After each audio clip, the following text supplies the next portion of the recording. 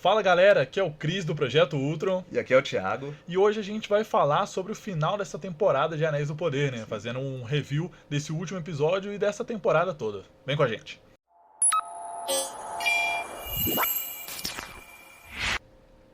Bom, e nesse último episódio, né, fechou alguns arcos, comprovou algumas teorias, né, que os fãs já estavam especulando e teve altos e baixos nessa temporada aí, mas vamos falar um pouquinho desse último episódio aí, né, Thiago? Olha, e particularmente eu fiquei até animado com essa segunda temporada. É bem diferente. Eu gosto de falar assim que a primeira temporada ela foi assim um trailer de 8 episódios do que viria a ser essa segunda temporada.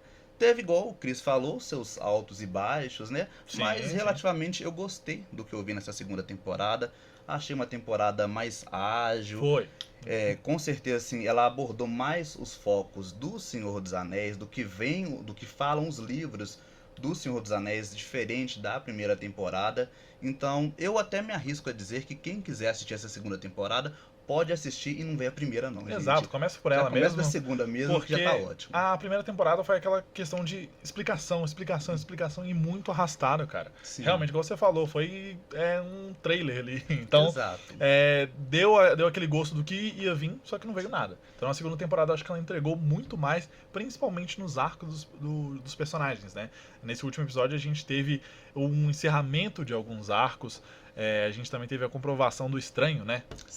Que agora sim é o Gandalf. Gandalf. Exatamente. Eles começaram a dar aquele gostinho ali do Grande Elf, né? Isso. É Grande Elf. Aí quando você fala rápido, Gandalf, aí realmente já confirmou mesmo ali. Exatamente. Em alguns pontos da temporada, ficou algumas pistas ali, muitos fãs acharam isso, e eu comecei a reparar também, sobre o estranho ser um dos magos azuis. Sim. E azuis, né? E eu queria...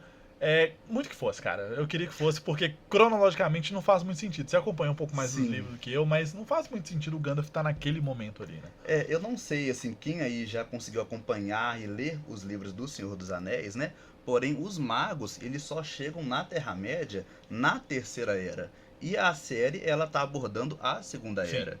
Então, tipo assim, não era nem pra ter um mago ali, né? Porém, assim, a história ela tá enxugando esse período de tempo, fazendo tudo mais resumidamente para poder ser mais rápido, né?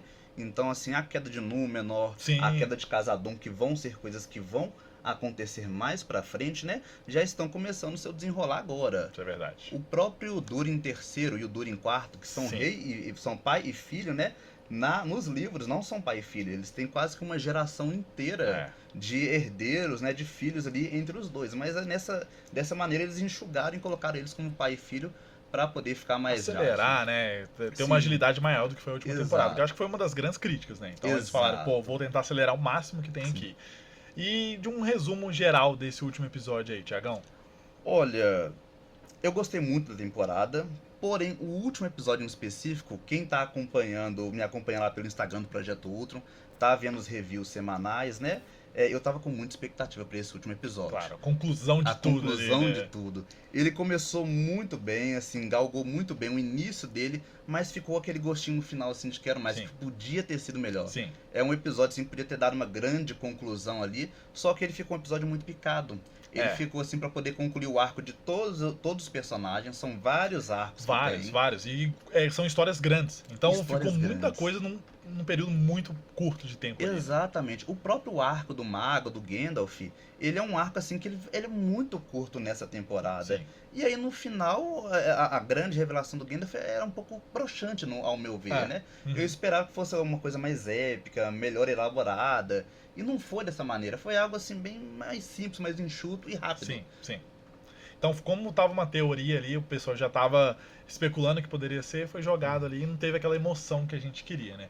Assim como a queda dos anões, né? Exato. Então é um ponto que a gente estava conversando aqui em off anteriormente. E realmente a gente queria alguma coisa maior. A gente queria ver realmente o peso da queda ali. Exatamente. Eu tava com muita expectativa para poder ver a queda dos anões. E foi algo muito agridoce nessa temporada para mim. Os episódios com os anões. Eu gostei de ver a relação do Rei Durin III com o anel, né? A degradação dele, a queda dele, né? O início da ganância lá com o ouro, né? Que lembra muito Hobbit, cara. Só um minutinho. Mas lembra muito Hobbit naquela questão do ouro, do poder ali, do controle. Cara, essa parte eu achei sensacional. E é mais uma vez onde é que a série ela quer explicar algumas origens pra gente. Como é que surgiu a ganância dos anões com ouro? Isso. É algo que no livro simplesmente existe. Os anões gostam de ouro. Sim, sim. Mas na série ela quer explicar isso pra gente. Exato. Quer desenvolver mais ali, né? Exato. Agora, o que é um pouco assim. Broxante mesmo pra mim Uhum. é a queda de Khazad-dûm, gente. Eu quero ver a queda de Khazad-dûm, Exato. quero ver o Balrog. Sei assim que na parte técnica, né, requer muito dinheiro, muitos Claro, efeitos claro, especiais, né? Porém, eu quero ver isso, gente. Exato. E a série tem um investimento alto. Tem Tem um um alto investimento investimento. alto. Então, tipo assim, promete alguma coisa, tá a tempo ali, ó, prometendo, cumpre. Exatamente. Entrega, entendeu? Então, no início desse último episódio, né, a gente tem o Rei Durin finalmente, né, se encontrando com o Balrog, né, o Balrog acaba matando ele consegue se livrar do anel, né, Sim. e aí logo em seguida já começa já o filho dele para poder assumir o trono. E aí já começa já a ideia de um próximo arco que eu já não acho tão interessante, né, Uhum. que vai ter uma disputa de poder entre os irmãos Durin, né, pelo trono dos anões, né? Isso eu já não acho interessante Com abordar. certeza. Uma lenga-lenga desnecessária.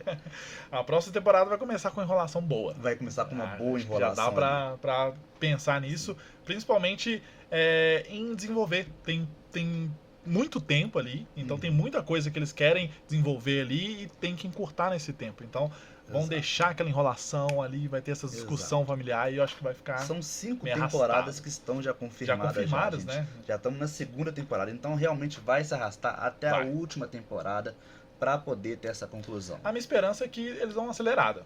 Sim. Nessa segunda temporada eu percebi que eles escutaram bastante os fãs, então a Hum. nossa palavra vale, porque a primeira temporada em comparação, acho que é totalmente discrepante. A segunda Exato. temporada realmente é bem mais rápida, apesar de ter esses pontos que aceleraram demais, talvez, mas no desenvolvimento não ficou aquela coisa cansativa, não ficou só o Sim. prometendo, só a discussão e explicação ali. Realmente teve um pouco de ação, teve um pouco de peso em certas partes, que Exato. pra mim, a gente já conversou em off aqui, o ponto alto dessa temporada é, sem dúvidas, Celebrimbor e o Sauron. Ah, gente, isso aí foi maravilhoso. Cara, isso foi impecável, isso foi impecável, porque a atuação dos atores ali, naquela construção Sim. do Sauron sob o controle, manipulando tudo ali em volta, cara, foi perfeito, foi perfeito. Não, e um termo que eu utilizo muito lá nos meus reviews, né, é a teia de mentiras do Sauron, Isso. gente. Cada personagem, ele conta uma mentira diferente Exato. e tudo vai se conectando no final. Parece que não gente. faz nem esforço, né? Ele só faz vai. nem esforço, ele faz nem esforço. E ele utiliza muito pouco dos poderes dele. Sim. Ele utiliza mais a da palavra, dos argumentos, da manipulação. E quando necessário, utiliza os poderes para poder manipular o Celebrimbor. Sim. E nesse último episódio, assim, dá uma certa agonia para quem, assim, ficou íntimo do Celebrimbor.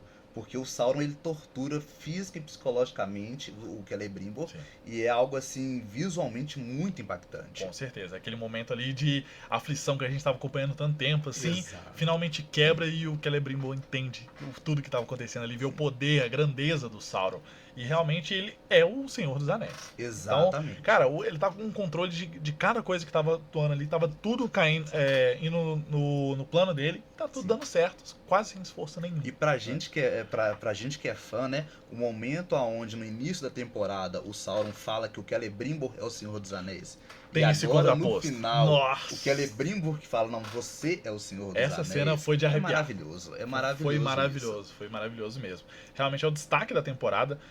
A Galadriel, a gente estava conversando, ficou até um pouco de lado nessa temporada. Sim. E eu vou ser bem sincero, eu gostei. Sim. Porque ela estava como a grande protagonista ali na primeira temporada, na maior parte do arco ali, mas estava uma questão muito arrastada. Então Sim. tava ela com aqueles objetivos dela e só falando, prometendo e não entregando nada. Exato. Com esse foco maior no Sauron, né? Na relação dele com Celebrimbor, desenvolveu muito mais a história e mostrou a grandeza de como é um vilão como Sauron.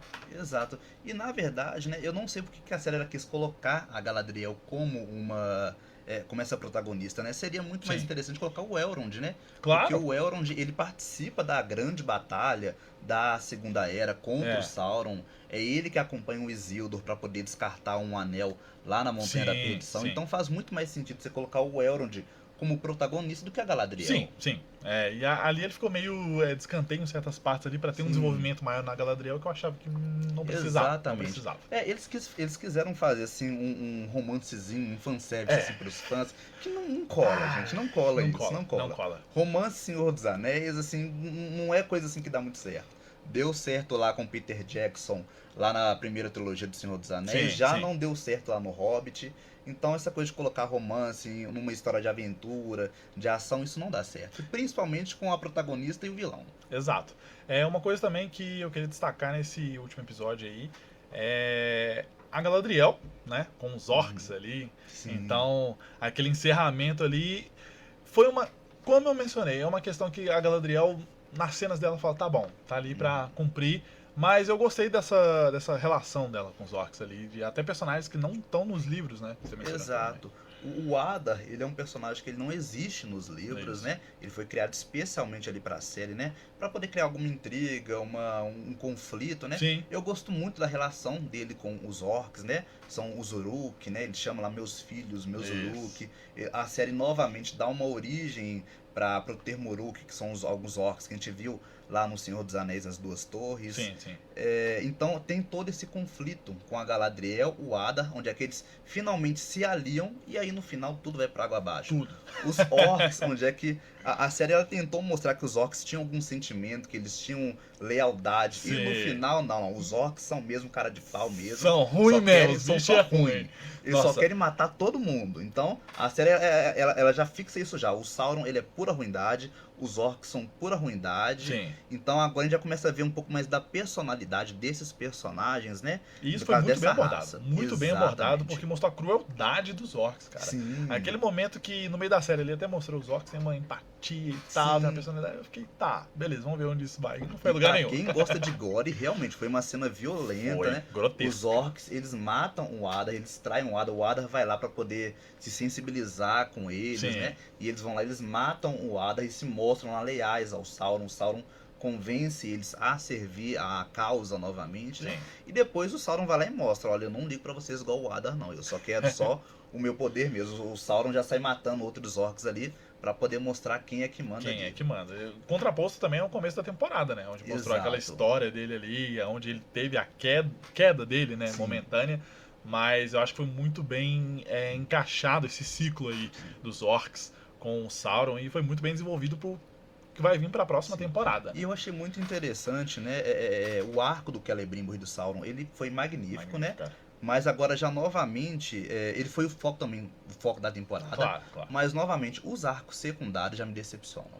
Sim. Os arcos dos anões foi legalzinho, foi agridoce pra mim, poderia ter sido melhor. Agora, o arco de Númenor, pra mim, eu não tem como passar pano. O arco do Elendil, do Isildur, são personagens que estão lá julgados. Eles estão lá julgados. Não dá. O Parazon, ele é o atual rei de Númenor. Uhum. Ele toma o poder. Isso é muito interessante, né? Porque nos livros ele vai ser um dos condutores para a queda de Númenor. Sim, sim. Só que a série não vai. A série ela trava num ponto ali do Parazon dominando Númenor, fazendo ali um conflito ali dentro, uma guerra civil. Mas a série ela não sai disso.